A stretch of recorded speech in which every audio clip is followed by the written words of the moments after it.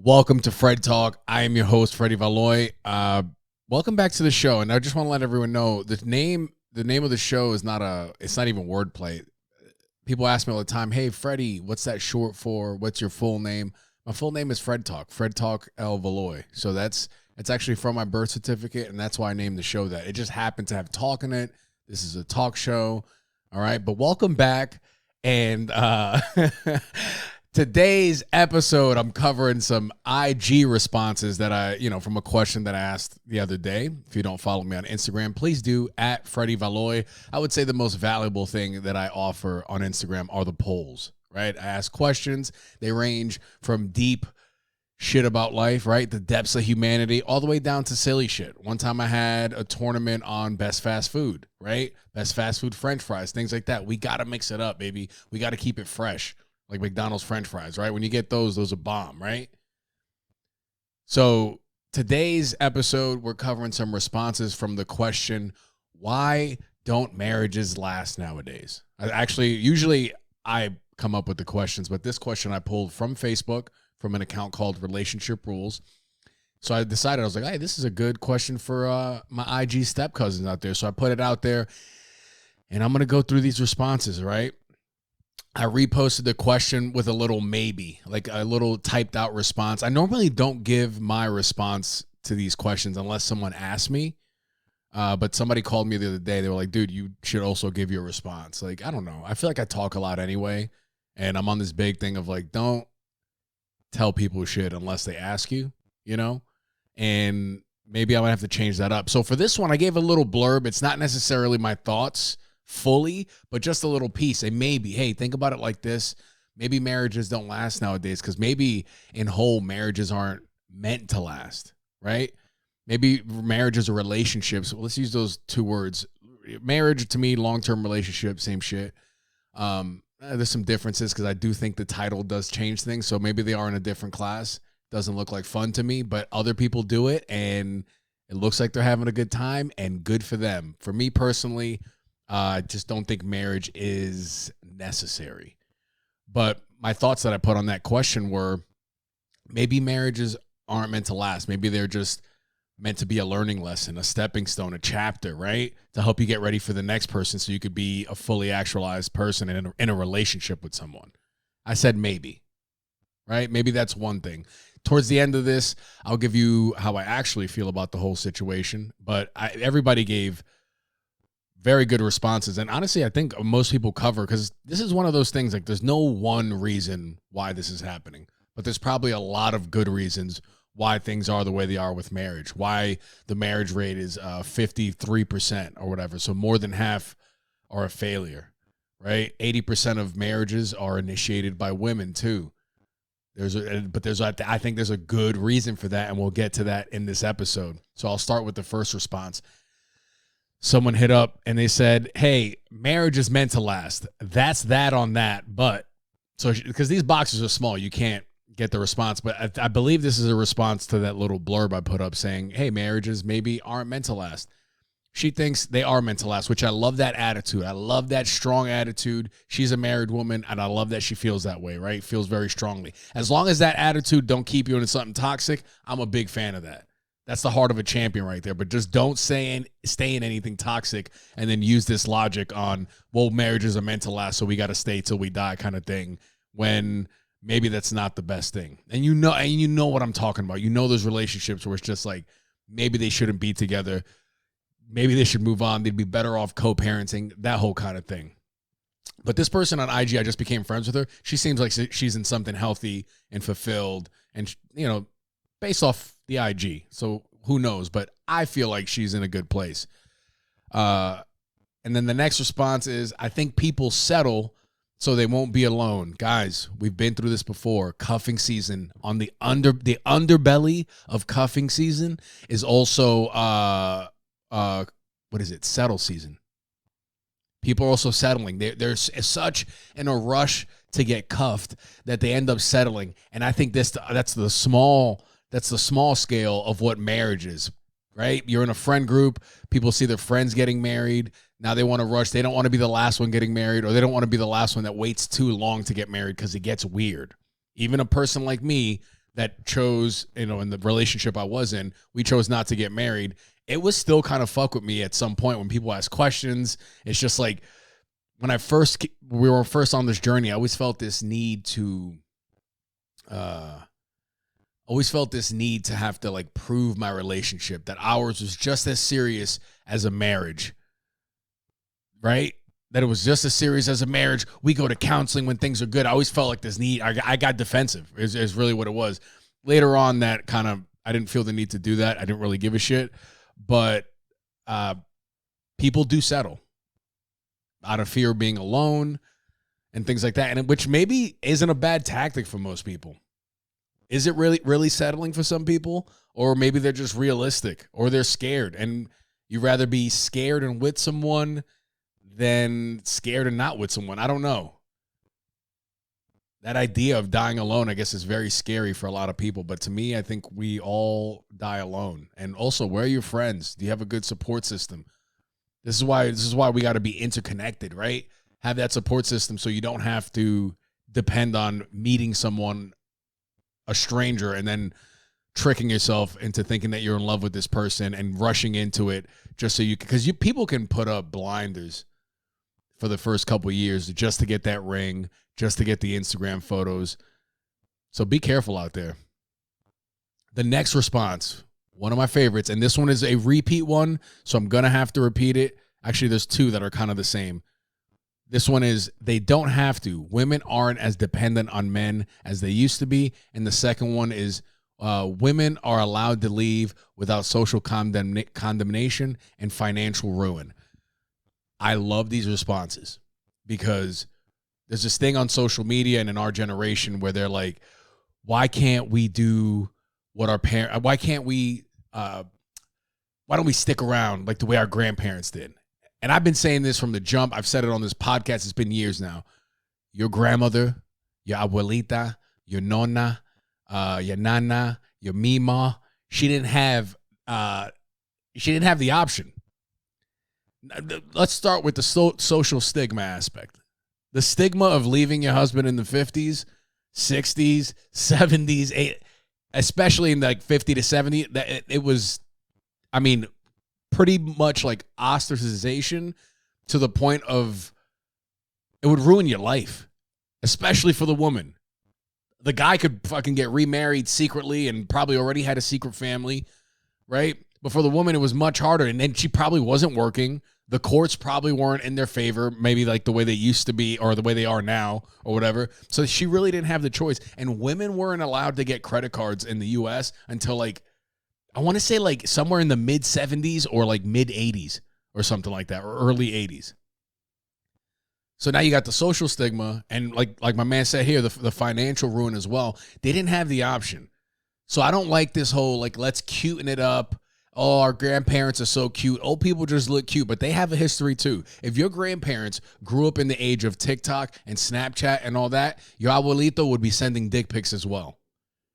Straight up. Your grandma would have a folder of saved dick pics from dudes that she didn't even ask dick pics for, but she's keeping it there just in case she's going to court or something like that. If they had the technology that we had, they would be doing the same exact thing. It's not cute. It's not. It just, you have to play the cards that you're dealt. For most people, other people can transcend any type of game like that, and they get whatever they want out of life, no matter what. But for most of us, that's not the case. And for women back in the day, they could not leave. So going back to that statement on, one of the things that's brought up a lot in these like red pill man, whatever. Why are the modern woman fresh and fit, the Andrew Tates, is divorce rate's 80%. What's the incentive for a guy? And I do kind of agree with that. What's the incentive today for a guy to get married? But that's another story. The 80%, maybe it's just making up for all those years that women couldn't just leave when they wanted to, when they were getting abused, that's another thing, right? Sorry, I'm jumping around here. It's not even jumping around. It's going back to, our grandparents are so cute, but like domestic violence was like the norm then. That was like a way to solve the problem back in the day. Is that what you want? No, none of us want that. None of us want physical harm. So let's stop putting the rose-colored glasses on for the past. We should be better than every generation, and the generations before us should want that for the generations that are coming. It's weird when I see older generations shitting on younger generations. Like, if you are doing that, you probably haven't been living your life to the fullest, and you need to get your shit together. So, boom, another great response from the first responder. I think people don't grow as individuals inherently. I think that people don't grow as individuals, inherently stunting the growth as a unit. Yeah. Yeah, or one person grows and the other doesn't, because the other person was like, and I had this mindset too. When I got a good job, I was like, oh, I ain't gotta be this dude anymore. I'm constantly achieving. I'm making good money. It's nice. And what ended up happening was I had depression because I didn't have any purpose. I was just like, I wasn't chasing after a goal. So there are some people that do need to, especially creative types, that do need to be like on the pursuit of something. And I'll speak for men here, for every single man I'm speaking for. No, you should be chasing something, some kind of purpose, some kind of passion, or else you get soft and you get little titties. You know what I'm saying? And I'm not talking about physical, like man boobs. I'm talking about spirit titties as a man. And as a man, you shouldn't have titties, especially on your spirit. And what does that mean? A man that has spirit tits that grows them he's gotten soft mentally. He's making excuses, right? He doesn't have a purpose. He's blaming others. He's pointing fingers. You don't want to be that guy. You don't want to be a bitter old man, bro. That's whack as hell. Be happy, old man. Be an example for the young men that are coming up. But yeah, you got to be on the same page as of growth or whatever as the other person. If not, then you're going to grow apart, or you don't grow at all and you don't realize why. That's where I think self-awareness would come in. Why do we feel like this? Let's get some help. More people are asking for help these days, and I like that. Somebody said Andre 3000 told us way back in the fall of 03, nothing lasts forever, so what makes love the exception, right? Because we know we're not happy here. Hey, yeah. Uh-oh. Remember that? This is going back to the thing. Maybe love isn't meant to last. Nothing does, dude. Time is undefeated. People say the internet is undefeated. I would say the internet is second place, because time eventually will take over the internet as well. The internet will be gone, maybe. Unless AI takes over and spreads to all the planets. Are you afraid of AI? Because I'm not afraid of AI, because I'm a real nigga. I'll tell AI to suck my fucking dick. No, I'm just I think that's just a funny meathead response to AI, because it is terrifying, actually. Another response here: poor communication. Over communicate if you have to. Oh, I could speak to this from obviously some of you know, I was in a 10-year relationship and she broke up with me a couple months ago. If you want to know how I feel and my thoughts on it, that's on my Patreon page. It's behind a paywall. $5 a month. You get extra content, and you get some deeper shit in there as well. But one of the things I said was like, we have no resentment and no hard feelings, because I don't think anybody compromised their soul to be with the other. And the reason that is because we over communicated that. I never wanted to be with someone that feels like they needed to bend their spirit to be with me. And you shouldn't have to do that. Now, there are other compromises or things you do that better the relationship, which should in turn better you as well. But it shouldn't be something that you give up and then you build resentment.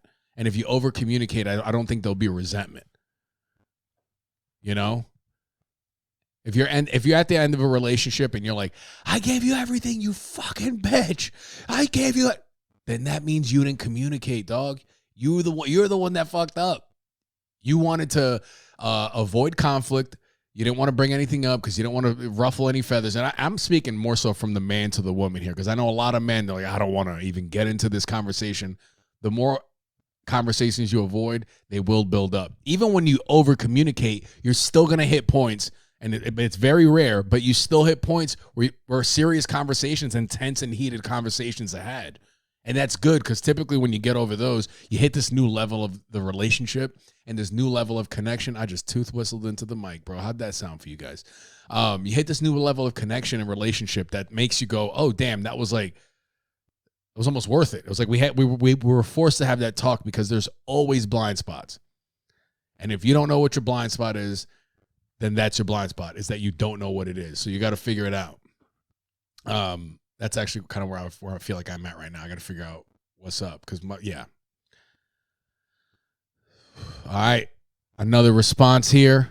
Rushed engagements, ease of accessibility to others, and dual income households.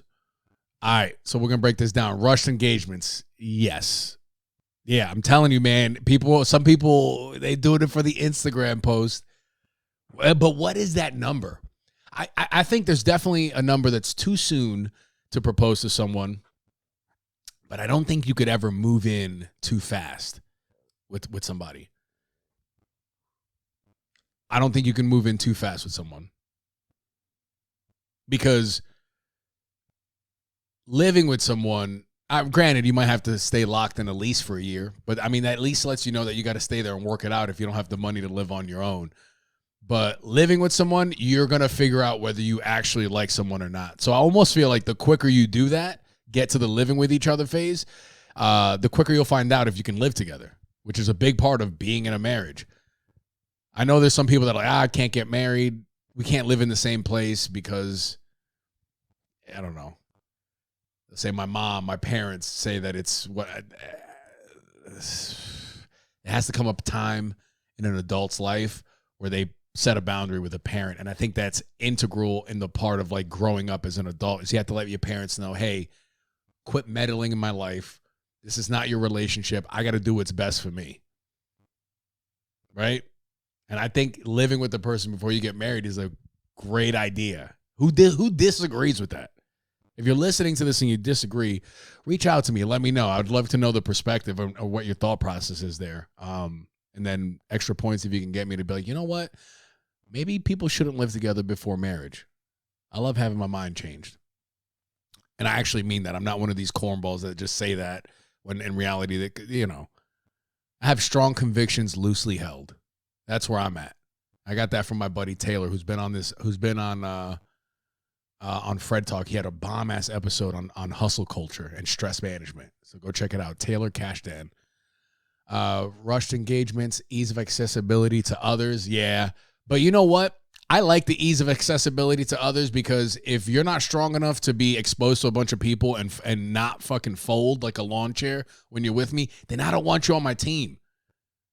It's plain and simple. I don't need to keep you away from someone and fear that you're going to fucking spread your legs. That's insane.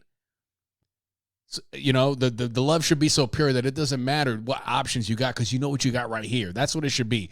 But I do think that's still a good reason, because most people are weak and they'll fold.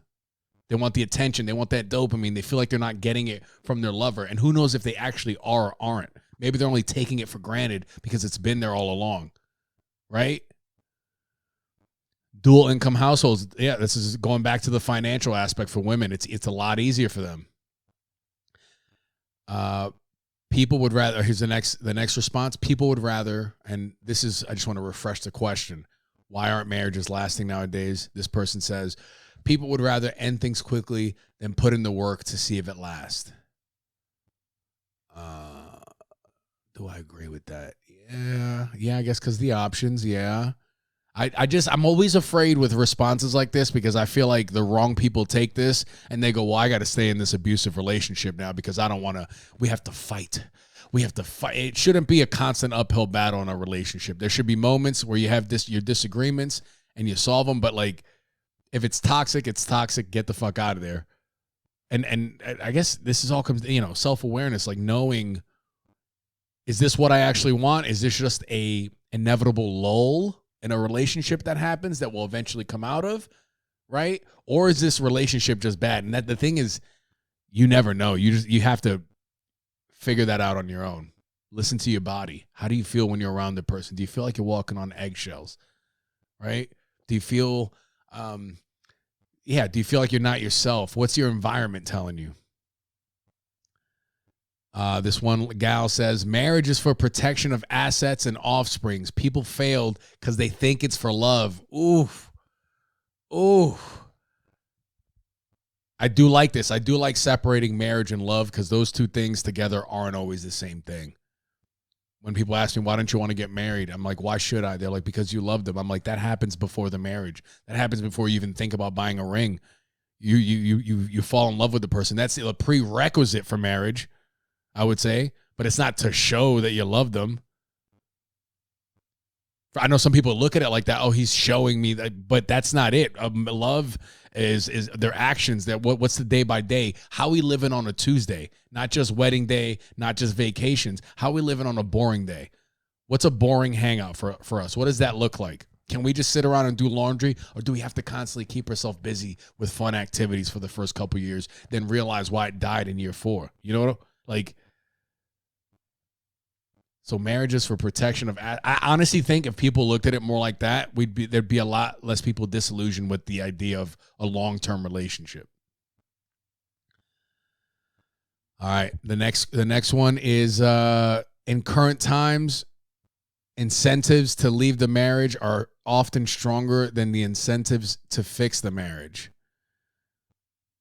Yeah, for some people in the courts, yeah, this is an opportunity. It can be for a predatory woman to, say, all right, this is my 5-year plan. I'm going to get this dope to fall in love with me. I'm going to get married, and we're going to get a divorce. There is that. But like I said, maybe that's to make up for all the shittiness that women had to go through when they couldn't leave. I don't know. And I'm not saying like that's the reason the way the courts are. Like they were like they thought of that. I'm just saying, like, you know how life works in weird ways like that, where it kind of balances things out on its own. Maybe this is that. Let's see. Oh, this person says have sex on the regular, like 3 times a week. This isn't even why marriages are failing.